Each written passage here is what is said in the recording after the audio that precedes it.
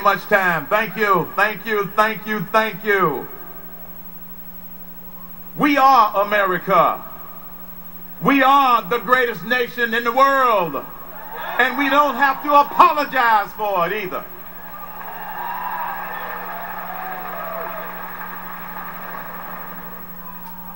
I don't have to tell you about the problems this nation faces. So I'm going to spend my few minutes talking about how we solve this mess.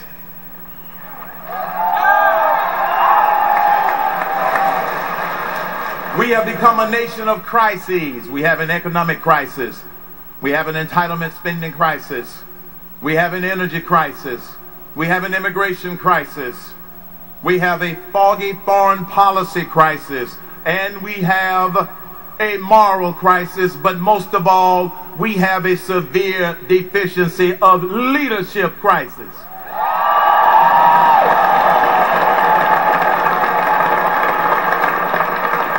The people of this great nation, they are tired of excuses. They want responsibility and leadership. The people of this great nation, they are tired of the blame game. They want results, and results we can get with the right person in the White House.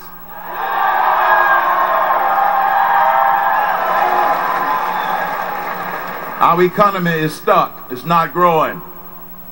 Our economy is stalled simply because this administration does not recognize that the engine of economic growth is the business sector. And once we get that engine going, this economy will begin to grow.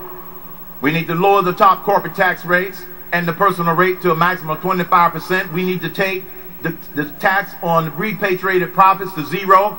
We need to take the capital gains tax to zero and make all of them permanent. Permanent.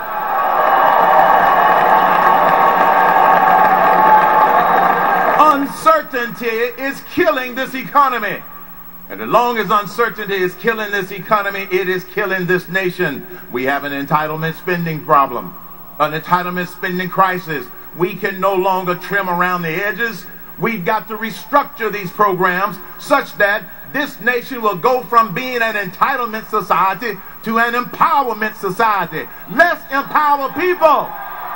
Empower businesses. We have an energy crisis because of our dependency on foreign oil. And there's a way to solve it. You don't solve it by going to Brazil and other countries saying that America is going to be their best customer for oil. Let me tell you what the Cain doctrine is going to be. We will be our own best customer. We're going to drill, coal, gas, shale, all of our natural resources.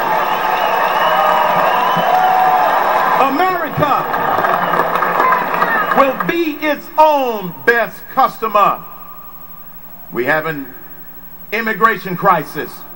One of the reasons that has been little progress on the whole immigration issue is because one of the things that you learn as a business person and as a problem solver is make sure you're working on the right problem. And in this case, we don't have one problem. We've got 4 problems.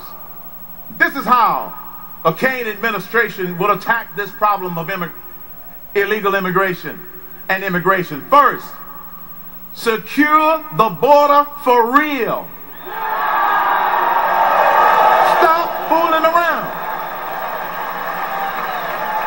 Secondly, promote the path to citizenship that's already there. Let me tell you what the citizenship solution is for immigration.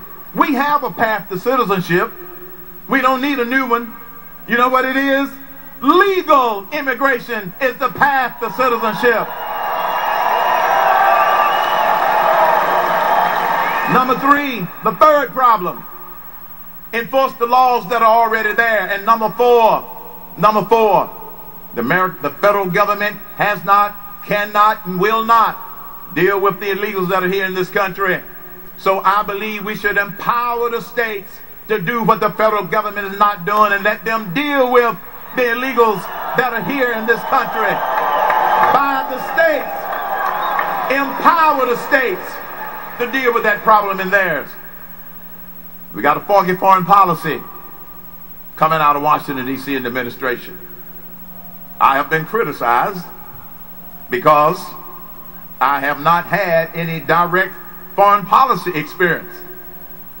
And the guy we have there now has.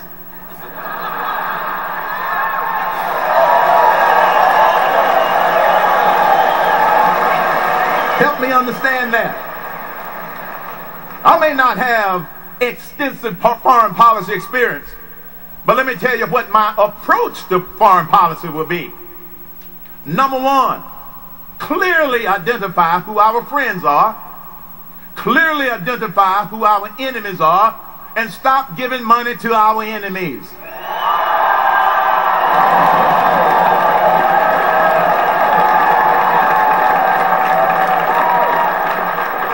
Number two, before I commit any of our brave men and women in uniform to go into war on behalf of this nation, I will make sure that the mission is clear.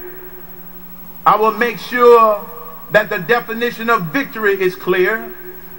And I will make sure that it is clear how it is in the best interest of the United States and that particular nation. Because if I send our men and women into war, they want to be in it to win it, and that's why it'll be clear why we are there.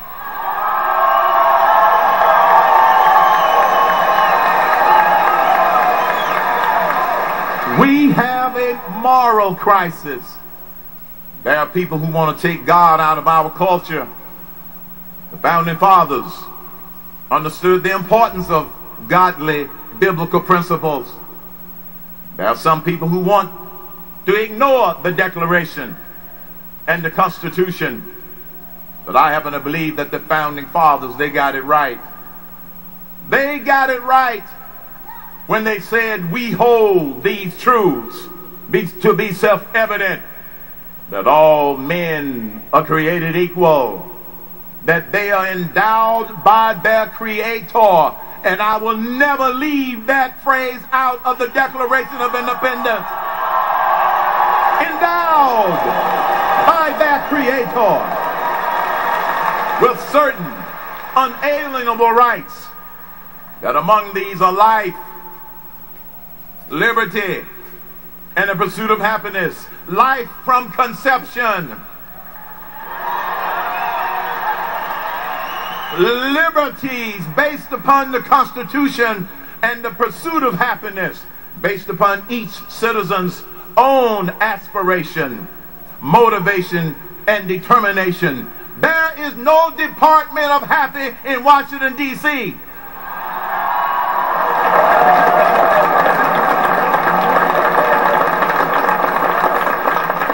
My parents achieved their American dreams. They did it the old-fashioned way. They worked for it. I know that's a novel idea, but they worked for it. They achieved their dreams the old-fashioned way. One of the reasons that I am running for president of the United States is because I have achieved my American dreams and then some. But 12 years ago, my first grandchild was born. When I looked into that little face for the very first time, the thought that went through my mind wasn't, what do I have to do to make sure she gets a good education? Or what do I have to do to make sure that she gets a good start in life? Which she will. But the first thought that went through my mind was, what do I do to make this a better nation and a better world? That was 12 years ago.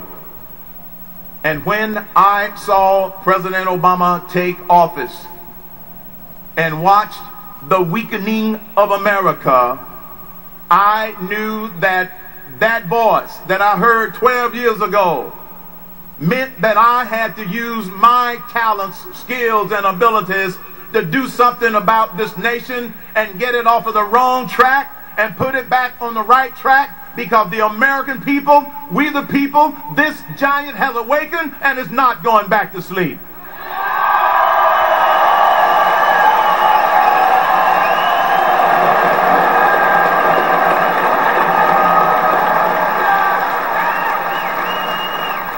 The people of this great nation are sending a message to Washington, D.C.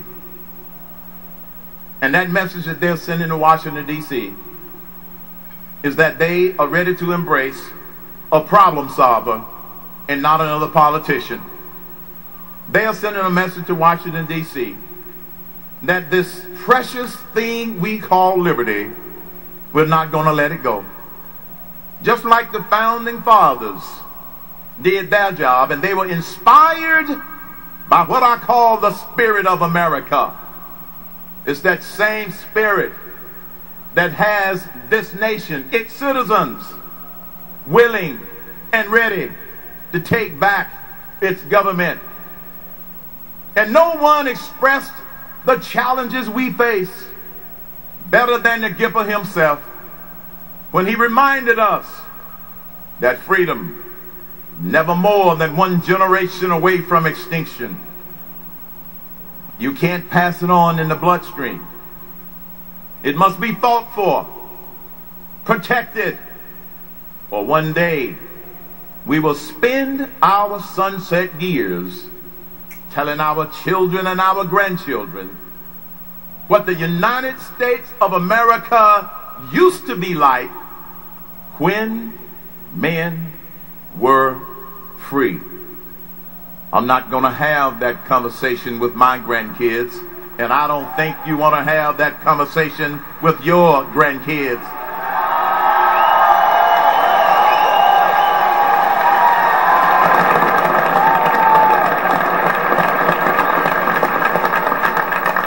The people of this country have spoken loud and clear on all of our currency.